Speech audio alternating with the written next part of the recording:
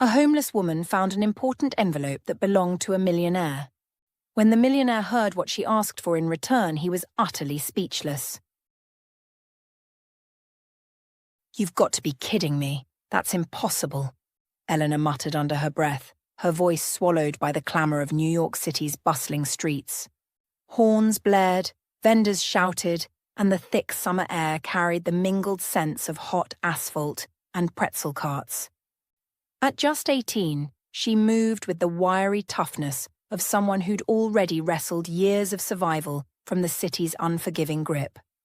The sun warmed her skin, a rare kindness as she clutched a heavy manila envelope to her chest like a shield. It crinkled faintly beneath her fingers, worn, stained, but intact. Today felt different. This wasn't just another hustle. This was a lifeline, a chance to rewrite her story.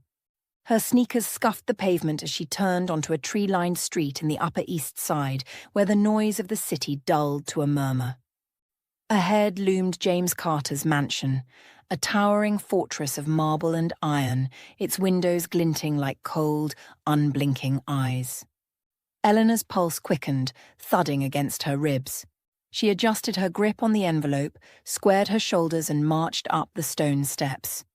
Her finger hovered over the polished brass doorbell for a split second before she pressed it with a defiant jab. A deep, resonant chime echoed inside. The door creaked open, slow and deliberate, revealing a tall woman in a crisp black uniform. The housekeeper's stern face could have been carved from granite, sharp cheekbones, a tight bun of greying hair, and eyes that raked over Eleanor from her scuffed shoes to her frayed jacket. Disdain curled her thin lips. "What do you want?" the woman asked, her voice icy and clipped, each word a jab meant to shoo Elena away like a stray dog. Elena straightened, meeting the glare head-on. "I need to speak with Mr. Carter. I've got important documents for him." The housekeeper let out a dry, brittle laugh, sharp as broken glass. "Mr. Carter doesn't waste his time with street kids. If you're after money, go beg somewhere else. Or better yet, get a job." She started to swing the heavy door shut, its hinges groaning. Eleanor's foot shot forward, wedging into the gap just in time. The door thudded against her sneaker, and she winced but held firm. "I'm not leaving," she said, her voice steady despite the sting in her toes. "Not until I hand these over. They're important, really important." The housekeeper's eyes narrowed to slits, her gaze dropping to Eleanor's hands, then flicking to the envelope. "What documents?" she asked, skepticism oozing from every syllable. Eleanor tugged the envelope free from her chest and thrust it forward, pointing at the faded ink scrawled across the front. "Look, see? It's addressed to Mr. James Carter. I found it, and I came straight here to return it." The woman's frown deepened, her eyes darting between the envelope and Elena's determined face. For a fleeting moment, confusion softened her scowl, but it quickly hardened again. "Fine," she snapped, snatching the envelope with a flick of her wrist. "Wait here." She left the door ajar, just a crack, and vanished into the shadowy depths of the house, her footsteps echoing on polished floors. Eleanor exhaled shakily, shifting her weight as she stood on the threshold. Her heart hammered, loud and relentless, drowning out the distant hum of the city. She rubbed her palms against her jeans, trying to steady herself. What if he didn't care? What if he threw her out? Or worse? Minutes dragged by, each one heavier than the last, until a new figure appeared in the doorway. James Carter was taller than she'd imagined, his broad frame filling the space. He wore a tailored charcoal suit, pristine and sharp, his silver hair swept back with meticulous care. But his face, creased with irritation, told her he wasn't pleased to be dragged from whatever empire he ruled behind those walls. "What's going on here?" he demanded, his voice deep and edged with impatience. His hazel eyes scanned her, lingering on her worn clothes with a mix of suspicion and distaste.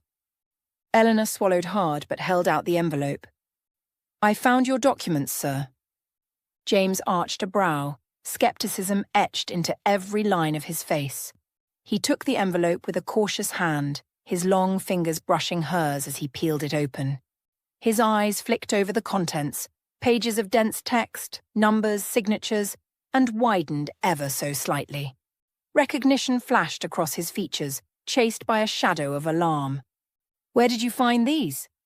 His tone sharpened, suspicion coiling around each word.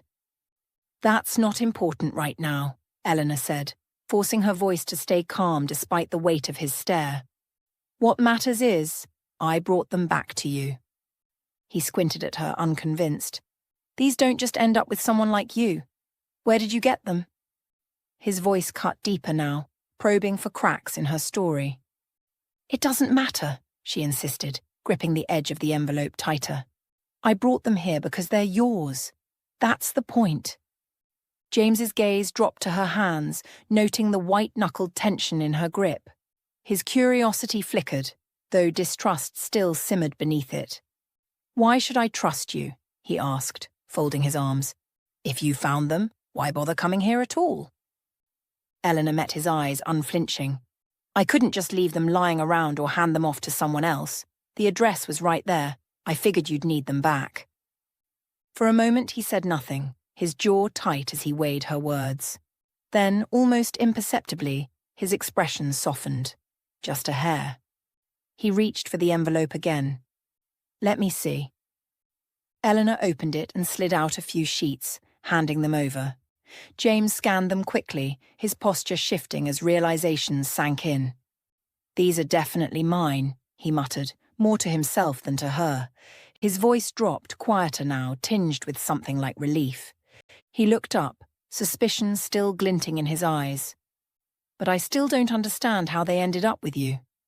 Where did you find them?" "Near a dumpster on the street," she admitted, her honesty raw. "They were just sitting there in the trash. I figured they were valuable, so I brought them here." James studied her, his sharp mind turning over her explanation. Finally he sighed, a long, weary sound, and stepped back, pulling the door wider. "All right. Come in. I need to hear more about this." Relief surged through Eleanor, mingling with a spark of confidence as she crossed the threshold. The air inside was cool and smelled faintly of cedar and leather. James led her into a sprawling living room, dark wood, plush rugs, and a chandelier dripping with crystal. He gestured to a velvet couch. "Sit," he said, his tone still guarded but less hostile. Eleanor perched on the edge, watching as he sank into an armchair across from her, the envelope resting on his knee. "Tell me exactly how you found these," he said, leaning forward slightly. "And why you're here." She nodded, steadying herself. "Like I said, they were near a dumpster, West 23rd, by some construction site. The envelope was dirty but sealed. I opened it, saw your name, and figured it was worth the trip." James flipped through the papers again, his face a mask of concentration. Relief softened his features as he recognized the stakes, contracts, financials, things that could have cost him dearly if lost. After a long silence, he set them aside and stood, crossing to a sleek mahogany desk. He picked up a pen and started scribbling on a checkbook. "So," he said without looking up, "what do you want for this?" "How much?" Eleanor frowned, shaking her head fast. "I don't want money. Money doesn't interest me." He paused mid-stroke, glancing at her with genuine surprise. "I don't get it. Then what do you want?" His eyes swept over her again. Tattered jacket, chipped nails, the look of someone who'd slept rough more than once. "Look at you. How could you not need money?" Eleanor took a deep breath, steeling herself for the leap. Her next words tumbled out, bold yet fragile, carrying a weight she couldn't hide. "I want you to treat me like a daughter, just for a week." James froze. The pen slipped from his fingers, clattering softly against the desk. The room seemed to hold its breath as her request hung between them. He turned slowly, facing her fully, his expression a storm of disbelief and confusion. "What? Excuse me?" "I've never had a real family," Elena said, her voice steady but threaded with vulnerability. "I want to know what it's like, to have a father, even if it's just for a week." James leaned back in his armchair, the leather creaking under his weight as he exhaled a long, burdened breath. Eleanor's request looped through his mind like a stubborn riddle he couldn't crack. Cash, a favor, a job. He'd braced himself for something predictable, something he could measure and dismiss. But this? This was a curveball that hit him square in a place he'd locked away years ago. He'd grown up fatherless, a gaping hole where guidance should have been, and her words, raw, unguarded, stirred an echo of that old ache. Still, it didn't add up. Who was this girl, really? "You're asking me to treat you like a daughter. For 1 week?" he said, his voice low and incredulous, as if saying it aloud might make it less absurd. Eleanor nodded, her dark eyes locked on his. "Yes, that's all I want. No money, no handouts. Just a taste of what it's like to have a family, even if it's only for a little while." James fell silent, his fingers drumming faintly against the armrest. The idea was ludicrous. A street kid in his home? For a week? It clashed with every shred of practicality he'd built his life on. He had deals to close, a reputation to uphold, no room for sentimental detours. And yet, her sincerity gnawed at him, a quiet challenge to his skepticism. Was she playing him? Or was she just that desperate? "You realize how ridiculous this sounds, right?" he said at last, fixing her with a hard stare. "Why should I waste my time on someone I don't even know?" Eleanor didn't flinch. Her chin lifted slightly, her voice steady despite the faint tremor beneath it. "Because I'm not after your stuff. I don't want your money or your pity. I just want to know what it feels like to belong somewhere, even for a few days." Her words landed like stones in still water, rippling through the quiet room. James studied her, really looked at her. The hollows under her eyes, the stubborn set of her jaw, the way she stood there, small but unyielding. Vulnerability radiated from her, but so did a quiet strength, a grit he couldn't ignore. It tugged at something buried deep, a memory of his own hunger for connection long ago. "Why me?" he asked, softer now, curiosity edging out some of his doubt. "Why pick me?" She hesitated, then spoke, her voice gentler but no less firm. "Because you've got what I've always dreamed of. A home, a life, a chance to feel part of something bigger. I know it's weird, but I found your documents and did the right thing bringing them back. Now I'm just asking for this one thing in return, a chance to feel what a family's like, even for a week." Her answer hung there, simple yet heavy, slicing through his defenses. James rubbed a hand over his jaw, wrestling with the clash of logic and instinct. Every fibre of him screamed to send her packing. Too risky, too strange. But those eyes, bright with hope and shadowed by something he recognized, held him fast. Against his better judgment, a decision crystallized. "All right," he said finally, the word escaping with a heavy sigh. "You can stay here for a week, but don't think I trust you yet." Eleanor's face lit up, a flicker of gratitude breaking through her guarded expression. "Thank you, Mr. Carter. You don't know what this means to me." "Just James," he corrected, a faint, reluctant smile tugging at his lips. "Let's say we start tomorrow. You'll stay here in the house. I'll have a room set up." "Thank you, James," she said, her own smile blooming. Small, tentative, but real. He reached for a silver bell on the side table and gave it a sharp ring. The housekeeper reappeared, her stern face unchanged, but her eyes glinting with curiosity. "Get a room ready for Eleanor," James instructed. "She'll be staying with us for a week." The woman's eyebrow arched, a silent question mark, but she pressed her lips into a thin line and nodded. Eleanor followed her down a wide hallway lined with oil paintings and gleaming sconces, her sneakers whispering against the hardwood. Relief tangled with nerves in her chest. What had she just stepped into? James watched them go, the echo of their footsteps fading as he sank deeper into his chair. What the hell was he doing?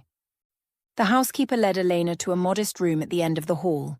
It was small but warm, walls painted a soft cream, a quilted bed piled with pillows, a wardrobe of dark wood, and a window framing a tidy garden bathed in golden dusk. Eleanor paused in the doorway, taking it in. It smelled faintly of lavender, a stark contrast to the sour tang of the streets. "Here's your room," the housekeeper said, her tone crisp and clipped.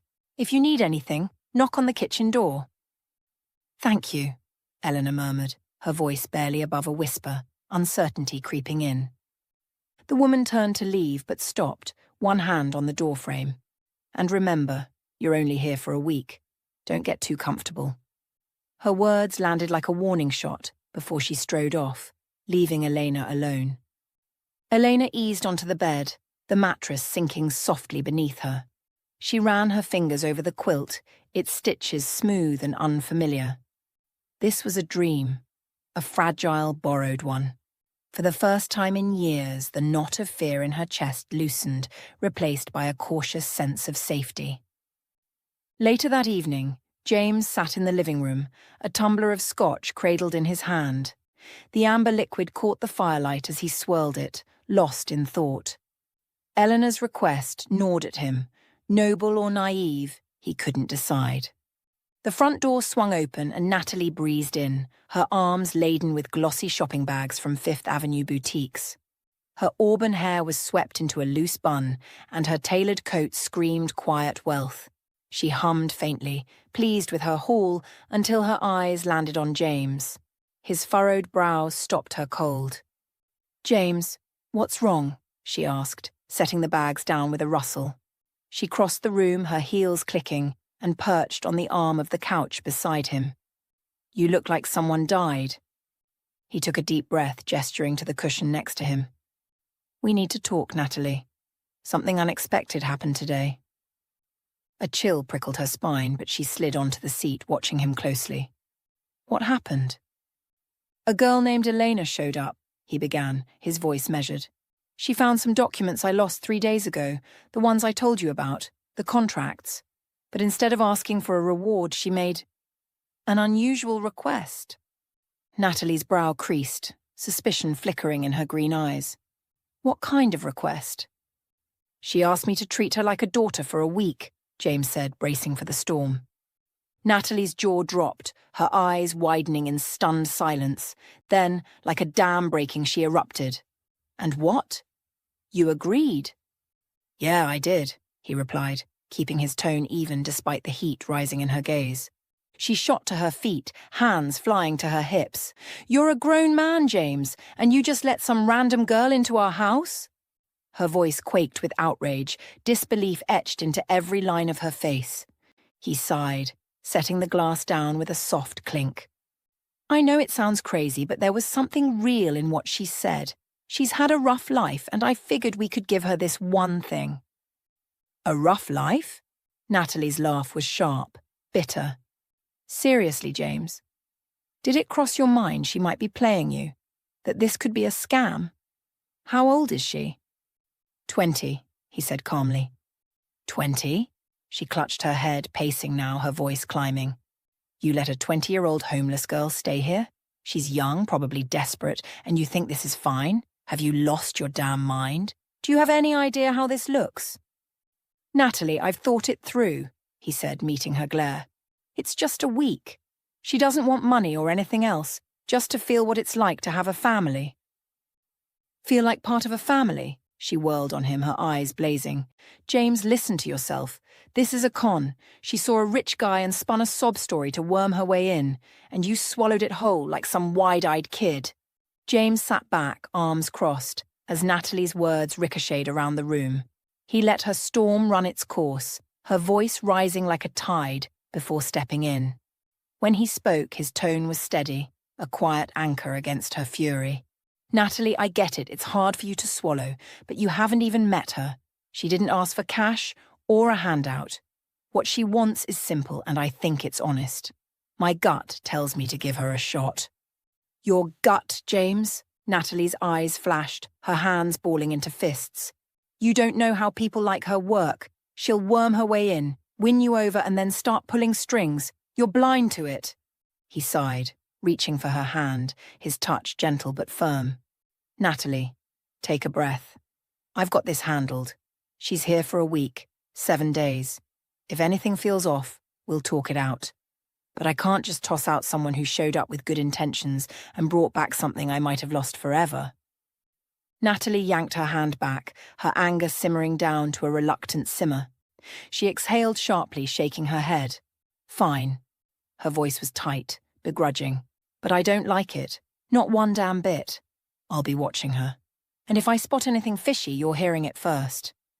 Fair enough, James said, offering a small, calming smile. Just give her a chance. She huffed, turning on her heel.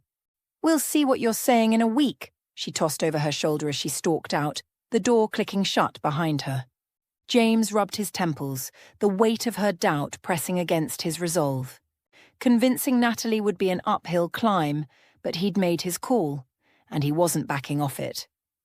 Later that evening, the dining room hummed with an uneasy quiet. Crystal glasses gleamed under the chandelier's soft glow, and the air carried the warm scent of roasted chicken and rosemary. Eleanor slipped downstairs, her steps light and hesitant, her worn hoodie stark against the polished elegance. James and Natalie sat at the table already mid-meal. Natalie's gaze snapped to Eleanor, sharp as a hawk's, raking over her from head to toe. Eleanor, this is my wife, Natalie, James said, his voice deliberately bright, cutting through the tension. Nice to meet you, Elena ventured, aiming for steady but betrayed by a faint quiver. She offered a small nod, her hands twisting together. Natalie's lips curved into a tight, brittle smile, her eyes guarded as steel. Nice to meet you, Elena. James filled me in on your request. I hope you get how unusual this is for us. Her tone was cool, clipped, an invitation laced with a warning. Eleanor caught the edge in her voice and dropped her gaze to the tablecloth. Yes, I understand, Mrs. Carter. I'm so grateful you're letting me stay. Natalie's frown deepened, her fork pausing mid-air. You know, requests like this don't usually come without strings. People don't just knock on strangers' doors for no reason.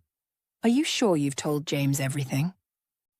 Eleanor's face paled, her fingers tightening on the edge of her chair. James stepped in before she could falter.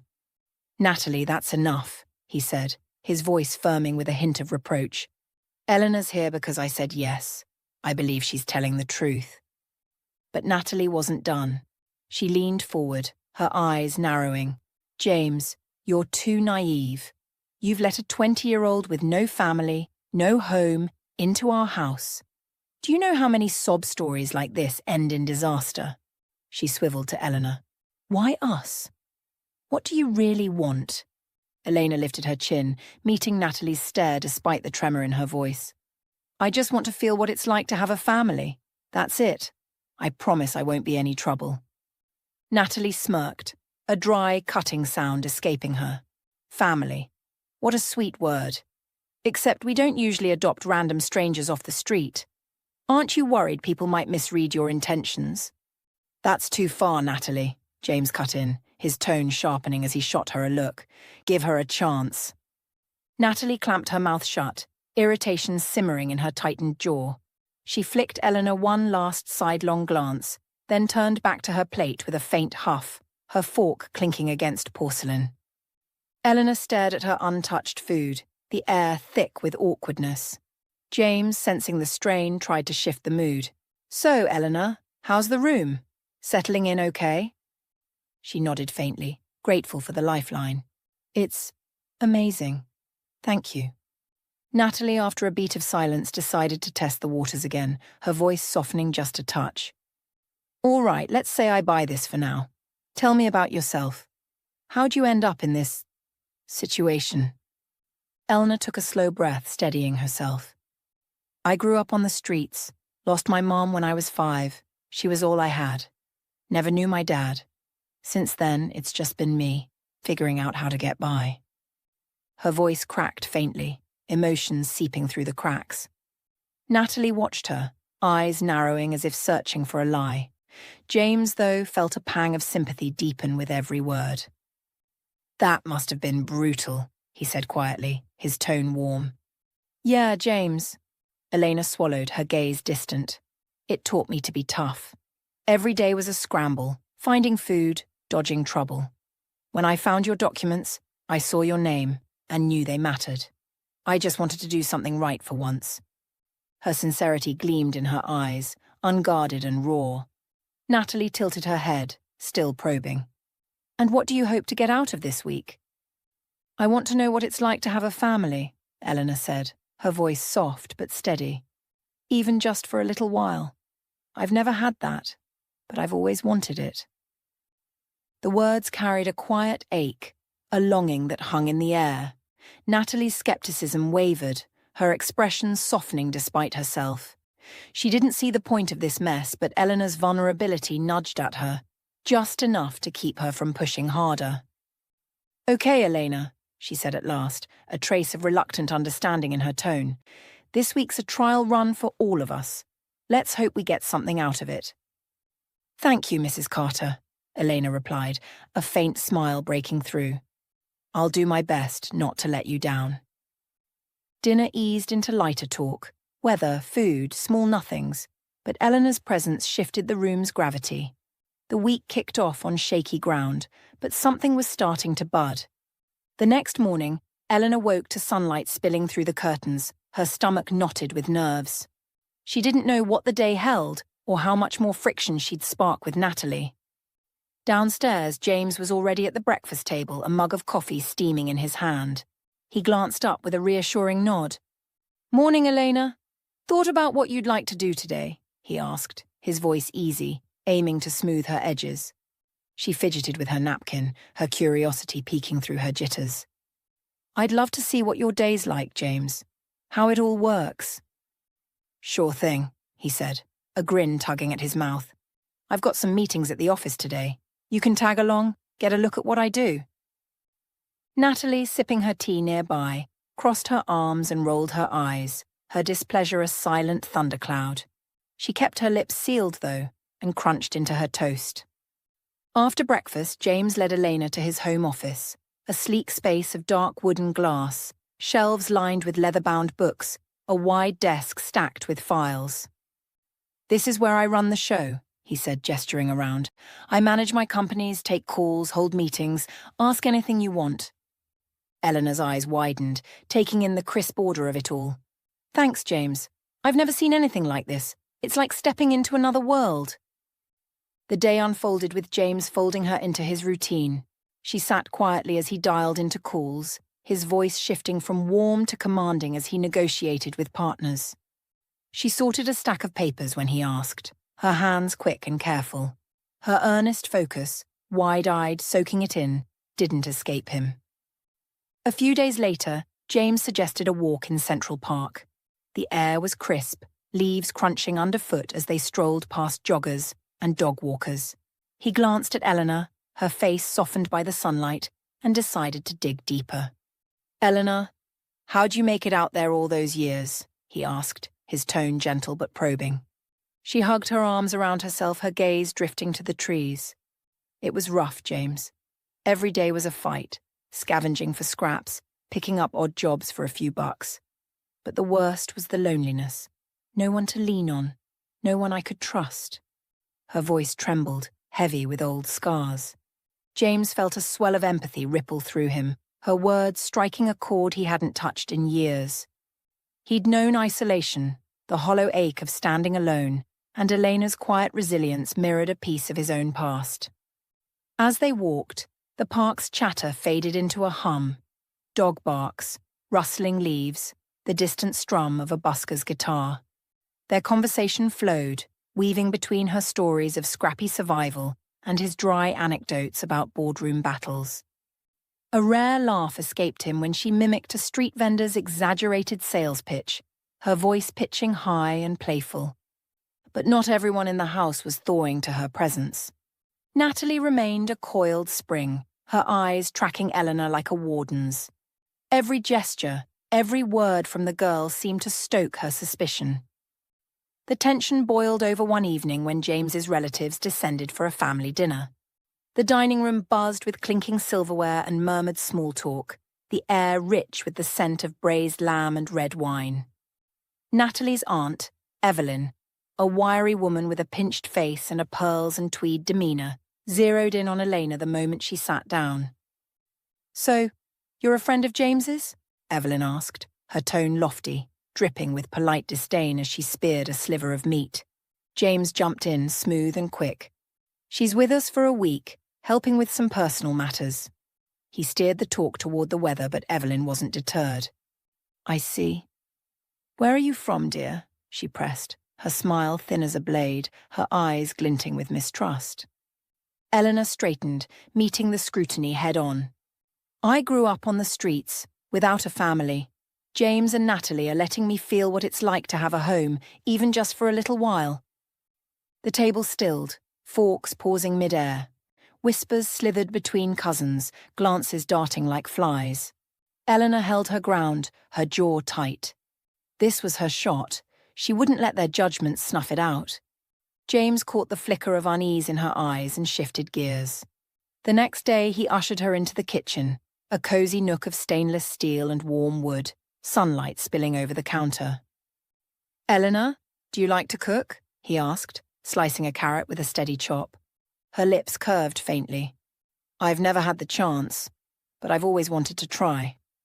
Well, let's whip up something simple but good, he said, his voice bright with encouragement. Cooking's a solid way to bond, makes you feel like family. They tossed together a quick pasta dish, garlic sizzling in olive oil, the tang of tomatoes filling the air.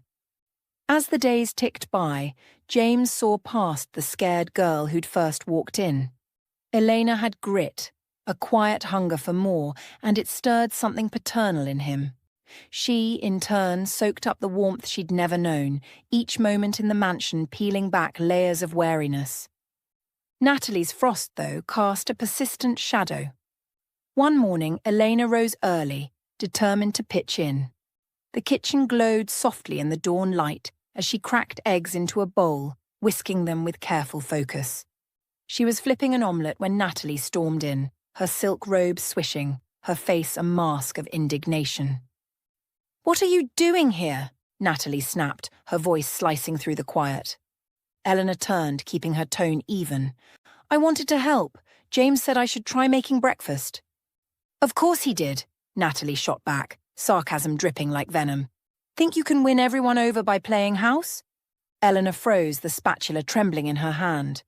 "I'm not trying to impress anyone, Mrs. Carter. I just want to feel what it's like to be part of a family, even for a bit." Natalie's eyes narrowed, unconvinced. "We'll see." She spun on her heel and stormed out, leaving the air crackling. Eleanor exhaled shakily, steadying herself against the counter. Natalie's distrust stung, but she clung to her resolve. She'd prove her heart over this week. Moments later, Natalie reappeared, arms crossed, her glare piercing. "Family? You think you can waltz in and belong? Don't be naive."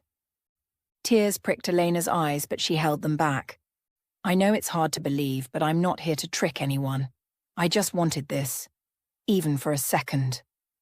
Natalie snorted, stepping closer. "I see through you. You're spinning a sob story to hook James, and he's eating it up." "That's not true!" Eleanor's voice spiked, a rare flare of anger breaking through. "All I asked for was a taste of family. Nothing else."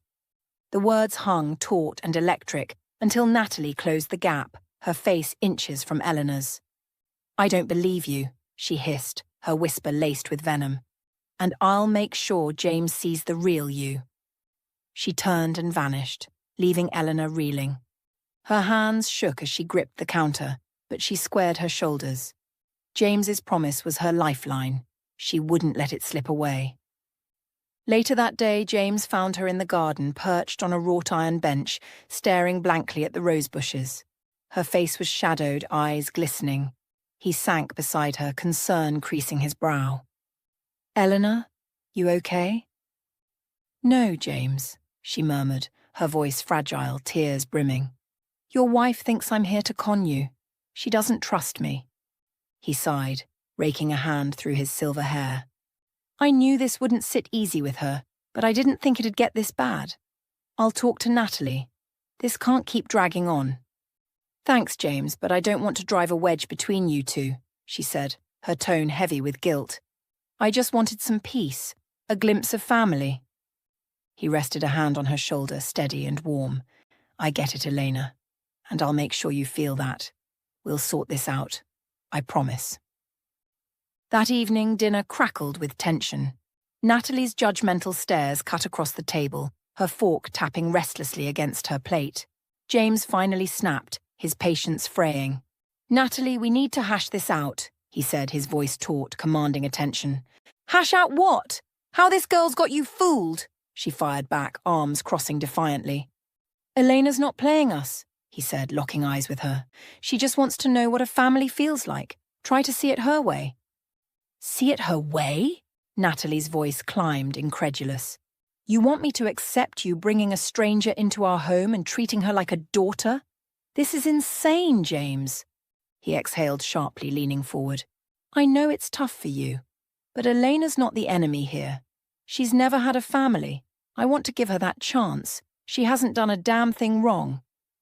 Natalie's gaze flicked to Eleanor, who sat silent, shoulders hunched under the weight of the scrutiny. "You want to help her? Fine," she said icily, shoving her chair back. "But don't expect me to play along." She stormed off, leaving a chill in her wake. Eleanor stared at the floor, blinking back tears. James turned to her, his eyes soft with compassion. "It'll be okay, Elena. I've got you," he said, his voice a lifeline in the storm. The night settled heavy over the house. Natalie barricaded herself in the bedroom, the lock clicking shut like a gunshot. Eleanor lay awake in her room, the plush bed feeling foreign beneath her. Doubt gnawed.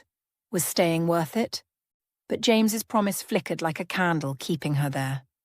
By morning, the air was thick with unspoken words. James, bleary-eyed but determined, decided to shift the tide. He invited Eleanor to breakfast in the garden to take her mind off things. "Morning, Elena," James said, his voice warm as she edged toward the garden table, her steps tentative. The air carried the scent of dew and freshly cut grass, the sun just cresting the trees. "Morning, James," she replied, mustering a faint smile. Worry lingered in her eyes, shadows of the previous night's tension. "I was thinking we'd hit the city today," he offered, setting down his coffee. "Get you out of this pressure cooker for a bit. Sound good?" Her face brightened, gratitude softening her edges. "Thanks. That'd be really nice." Natalie swept into the garden then, her silk scarf fluttering like a warning flag. Her lips tightened at the sight of them, but she bit back whatever simmered beneath, giving James a curt nod. "Natalie, want to come along?" he asked, his tone light, testing the waters. "No thanks," she clipped, her voice sharp as a snapped twig. "I've got my own plans." She turned and strode off, her heels clicking against the stone path. James sighed, a flicker of frustration crossing his face, but he shook it off. Today was for Eleanor, a memory worth making. They headed into the city, the hum of traffic and distant sirens wrapping around them. He guided her through his past. A grand old library with towering shelves and the musty scent of aged paper where he'd escaped as a kid. A tucked-away cafe with chipped mugs and stained tables where he'd scribbled early business plans. A quiet park with a duck pond, its benches worn smooth by years of his brooding. Eleanor's eyes widened at each stop, drinking it all in. "James, this is incredible," she said, her voice hushed with awe as they lingered by the pond, sunlight glinting off the water. "I've never seen places like this." "It's not just the looks," he said, smiling faintly. "These spots mean something. They're where I figured out who I am, beyond the money, the suits, all that noise." They settled at a cafe table, steam curling from their teacups, and James leaned in, curiosity sparking. "Eleanor, ever think about what's next? What you'd want if you could dream big?" She stared into her tea, fingers tracing the cup's rim.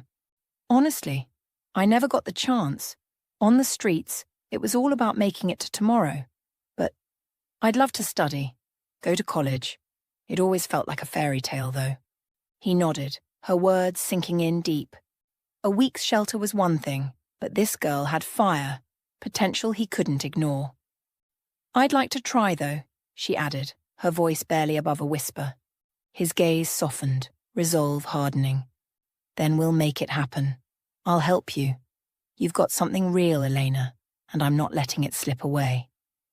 Her eyes shimmered with unshed tears, gratitude choking her words.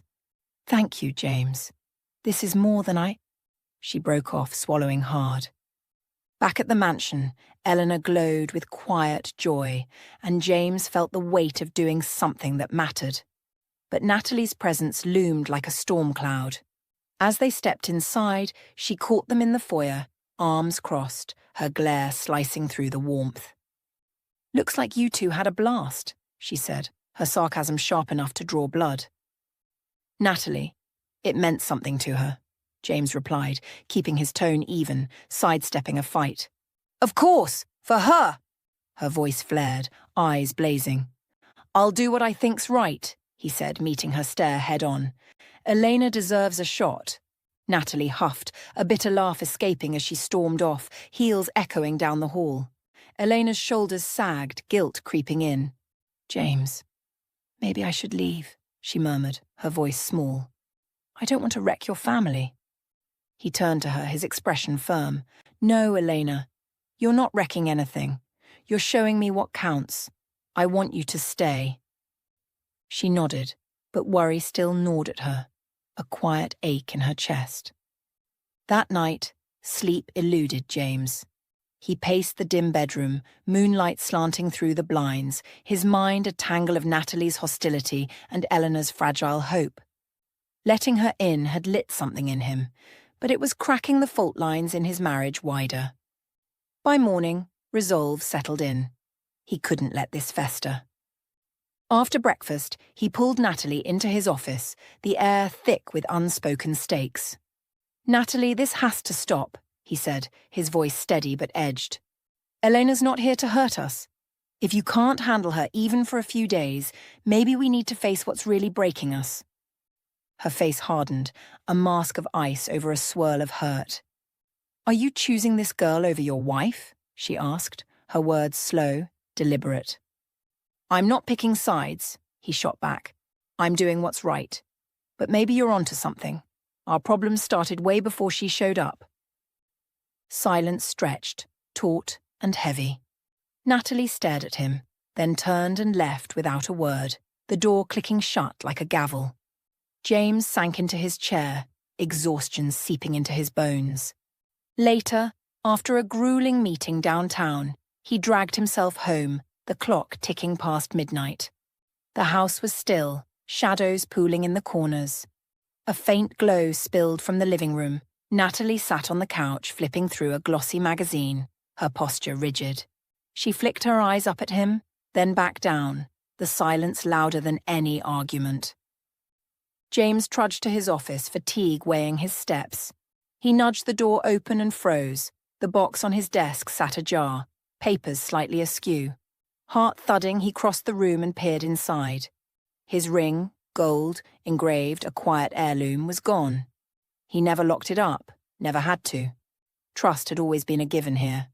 He bolted downstairs, finding Natalie still on the couch. Natalie, did you take my ring from the office? He asked, keeping his voice level despite the rising alarm. She looked up, her brow furrowing. Number Y? Are your things missing too? I thought I'd just misplaced my necklace. Her tone shifted, concern cutting through her frost. 2? He frowned, unease tightening his chest. This isn't a coincidence. I know I left that ring in the box. Her eyes flashed, accusation igniting. I think I know who it was. Your precious Eleanor. James recoiled, shock warring with disbelief. You think it's her? Who else? Natalie exploded, leaping to her feet, magazine tumbling to the floor. No one's been in and out but her. Stuff goes missing the week she's here, and you're surprised? I told you this was a mistake, but you wouldn't listen. He clutched his head, palms pressing against his temples. Elena, a thief? It didn't fit. The girl who'd walked miles to return his papers, who'd bared her soul over tea. But the timing gnawed at him, doubt creeping in like a fog. He needed answers. He raced to her room, knuckles rapping hard on the door. Elena, are you there? His voice trembled, urgency bleeding through. Silence. He knocked again. No response. Dread pooling, he turned the knob and pushed inside. The room was empty. The bed sat pristine, untouched, her meager belongings gone. The window framed a dark, empty garden, and the air felt hollow, abandoned. James stood rooted in Eleanor's empty room, his breath catching as his mind spun. He rifled through the space, under the bed, in the wardrobe, searching for anything to prove her innocence, but found only dust and silence. She just ran off. How could I be so blind? He muttered, the words bitter on his tongue. He trudged back to the living room, slumping into an armchair, his face carved with regret. Natalie looked up from her perch on the couch, her magazine forgotten, eyes glinting with vindication. "You were right," he said, his voice low, hollow. "I was wrong. She played us." "Of course I was right," Natalie snapped, her tone slicing through the air. "You always think you can save everyone, James. But this time, your bleeding heart blew up in your face. Maybe now you'll stop trusting every stray who shows up." Her words stung, but doubt gnawed at him. Elena's quiet sincerity, her raw longing for family, it didn't square with this. He couldn't let it go. By morning, resolve hardened in his chest.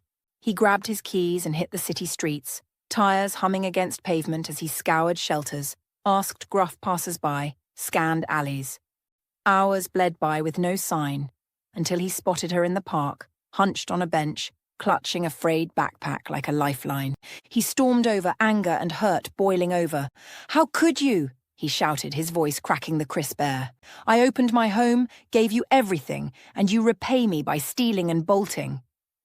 Eleanor shot to her feet, eyes wide with shock. "What? What are you talking about?" "Don't act clueless," he fired back, fists clenched. "My ring, Natalie's jewelry, gone, and you vanished the same night." Tears brimmed in her eyes as she shook her head fiercely. "That's not true. I didn't take anything." "Then why'd you leave?" His voice wavered, caught between fury and hope. "Natalie kicked me out," she cried, desperation spilling over. "She said I didn't belong, told me to get out while you were gone. I don't know what happened to your stuff, I swear." James froze, the words slamming into him. "Natalie kicked you out?" "Yes," she said, her face crumpling with anguish. "She wouldn't let me explain. I had to go." Rage flared in his chest, hot and sharp. The pieces clicked, Natalie's venom, the convenient timing. She'd orchestrated this, weaponized the missing items to torch Eleanor's place here. "I'm sorry, Eleanor," he said, his voice softening with shame. "I think I screwed up big time." They drove back in tense silence, the city blurring past. When they stepped into the foyer, Natalie waited, arms crossed, her composure fracturing as Elena trailed behind. Her face drained of colour, eyes darting with a mix of shock and dread. She'd been caught. "Natalie, we're talking. Now," James said, his tone frigid as he gestured Eleanor inside. "James, I can explain," she stammered, but he cut her off with a raised hand. "Explain?" His voice trembled with barely contained fury. "You threw her out while I was gone and pinned a theft on her. Do you have any idea how low that is?" "I thought she stole," Natalie shot back, her voice climbing in frantic defense. "The stuff was gone. I was protecting us." "Protecting?" He stepped closer, eyes blazing. "You lied to me. You kicked her out and spun this story to ditch her.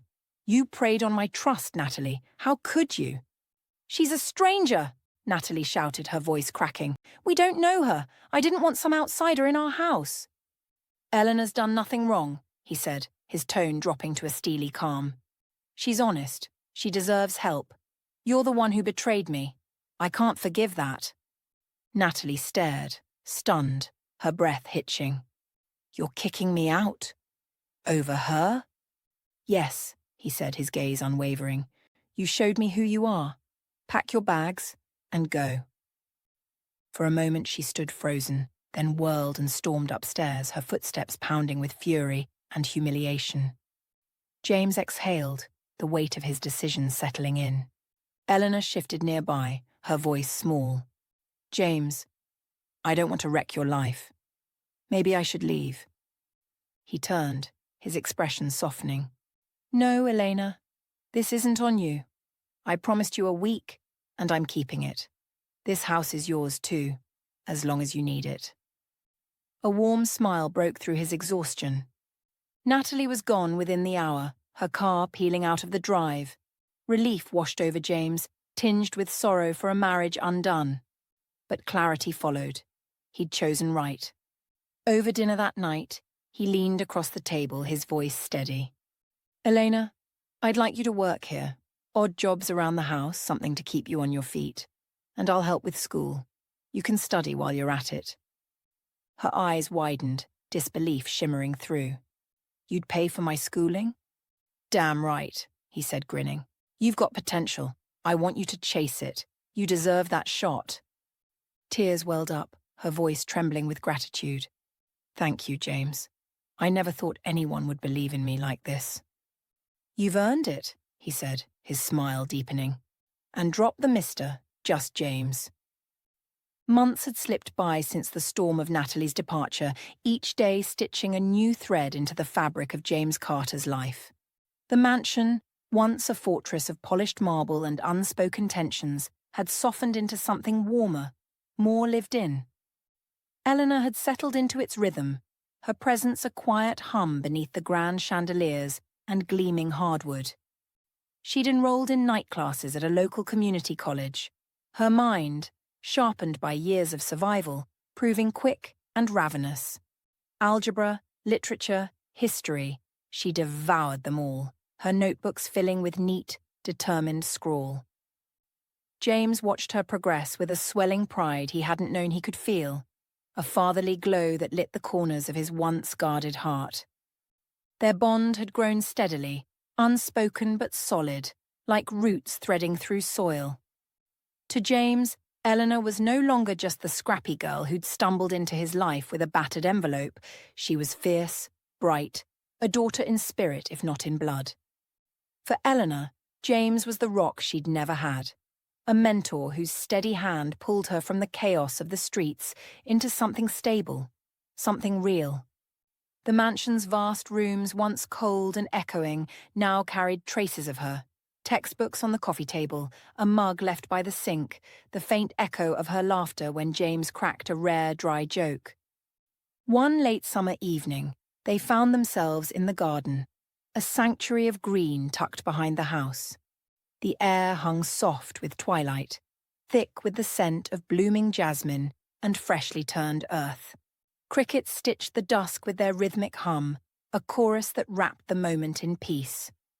James sat on a wrought-iron bench, his silver hair catching the last glimmers of sunlight, a glass of iced tea sweating in his hand. Eleanor perched beside him, her sneakers scuffing the gravel, a worn paperback resting on her lap. To Kill a Mockingbird, her latest conquest from class. He glanced at her, a contented smile tugging at his lips, softening the lines etched by years of hard choices. "You know, Elena," he said, his voice low and warm, "you've changed my life. I was drifting after everything fell apart. Natalie, the mess of it all. I'd lost my compass. But you brought purpose back." Her eyes flicked up to meet his, glinting with a warmth that mirrored the fading sky.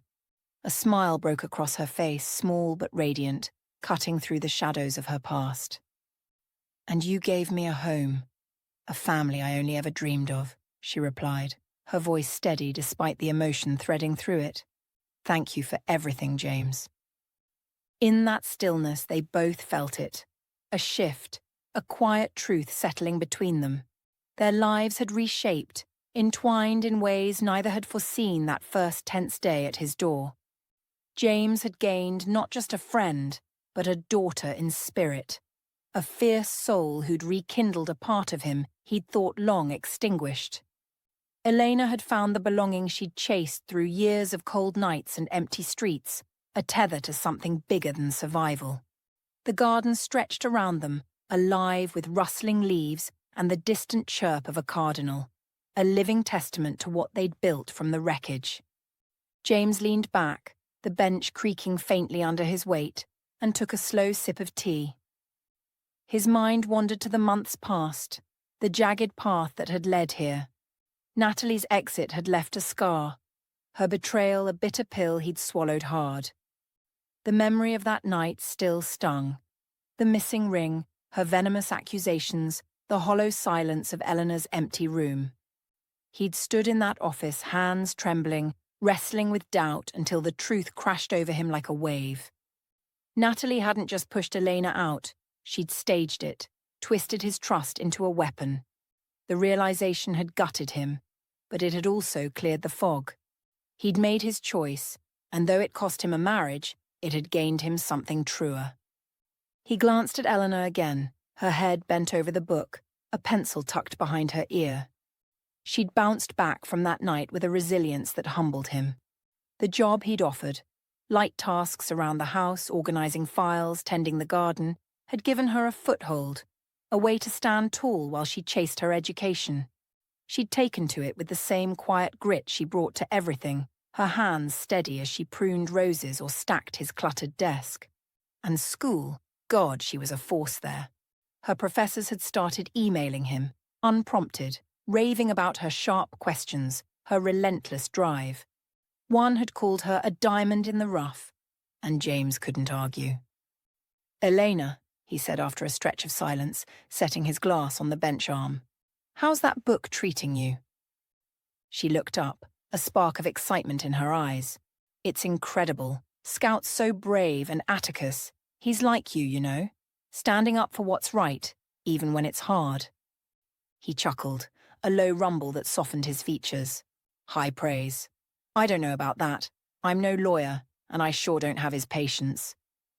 "You've got his heart, though," she said, her tone earnest. "You took a chance on me when no one else would." The words landed gently, stirring something deep in his chest. He cleared his throat, brushing off the sentiment with a wave. "Well, someone had to. Couldn't let all that potential go to waste." She grinned, tucking a strand of dark hair behind her ear, and they lapsed into a comfortable quiet. The sky deepened to indigo, stars pricking through the haze, and James let his mind drift. He thought of the day she'd first stood at his door, clutching that envelope, her resolve a quiet fire beneath her frayed exterior. He'd been skeptical, guarded. Natalie's voice still echoed in his memory, sharp with warnings he'd ignored. But Elena had proven herself, not through grand gestures, but through the steady, honest way she'd carved a place here. The garden had become their unspoken ritual. Dinners out here when the weather allowed, mornings with coffee and her textbooks sprawled across the table. It was where he'd taught her to grill, laughing as she fumbled with tongs and nearly singed her eyebrows. Where she'd read him her first essay aloud, her voice trembling with pride as he nodded approval. Small moments, strung together like beads, building something neither had named but both felt. Family. He shifted, the bench cold against his back, and broke the silence. "You ever think about where you'll go from here? College is just the start." She traced the book's spine with her thumb, thoughtful. "Sometimes. I'm still figuring it out. Maybe teaching, helping kids like me, you know? Or something with books. I want to do something that matters." "You will," he said, his voice firm with conviction. "You've got the guts for it, and I'll be here, whatever you pick." Her smile widened, gratitude shimmering in her eyes. "You've already done so much, James. I don't know how I'll ever pay you back." "You don't owe me a thing," he replied, leaning forward, elbows on his knees. "Seeing you take off, that's enough. More than enough." The night deepened around them, the cricket's song swelling into a steady pulse. James stood, stretching his stiff limbs, and offered her a hand. "Come on, let's head in. Got an early day tomorrow, and you've got that history test." She took his hand, her grip warm and sure, and they walked back to the house, the gravel crunching underfoot. Inside, the kitchen glowed with soft light, dishes from dinner still stacked in the sink, a shared chore they'd tackle later. Eleanor paused at the stairs, her backpack slung over one shoulder, and glanced back at him. "Good night, James," she said, her voice carrying a quiet weight. "Good night, kid," he replied, a grin tugging at his mouth. She climbed the steps, her silhouette fading into the hall, and James lingered in the foyer, the house settling around him. He wandered to his office, the space where it had all unraveled. Natalie's accusations, the missing ring, the fracture of trust. Now it felt reclaimed, a haven of order with Eleanor's neat stacks of files lining the desk. He sank into his chair, the leather creaking, and let out a long breath. Life had shifted beneath his feet these past months. Natalie's absence left a void, but it was one he'd filled with something stronger. He'd lost a wife, yes, but gained a purpose. A daughter in all but name. Eleanor had brought chaos at first, a whirlwind of doubt and upheaval, but she'd also brought clarity. She'd shown him what mattered. Not the wealth, not the mansion, but the quiet, messy beauty of connection. The next morning dawned crisp and golden, sunlight spilling through the garden windows. James was up early, brewing coffee when Eleanor bounded downstairs, her hair still damp from a shower, radiating nervous energy. "Test day," she announced, grabbing a mug. "Wish me luck."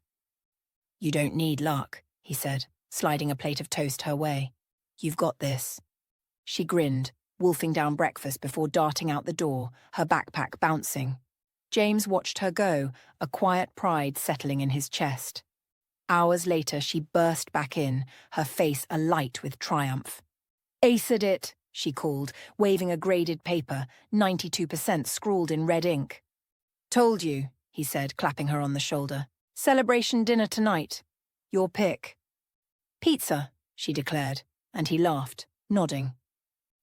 That evening, they sat in the garden again, a pizza box between them, grease staining their fingers as they traded stories. The air was cooler now, autumn creeping in, but the warmth between them held firm. James watched her animated retelling of her professor's shock at her essay, and a thought crystallized. This was home. Not the house, not the wealth, but this, her laughter, her fire, the life they'd forged from ashes. As the stars emerged, pinning the sky with light, James leaned back, content. "You know," he said, his voice soft, "I thought I'd lost everything when this started. But I was wrong. I found something better." Eleanor looked at him, her eyes reflecting the constellations. "Me too," she said simply. "A family." In that moment, surrounded by the garden's quiet embrace, they knew their lives had changed forever.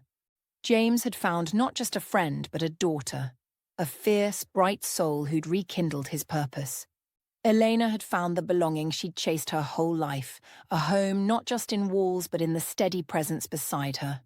The crickets sang on, the night stretching wide and endless, and they sat there, tethered by a bond neither had expected, but both would fight to keep.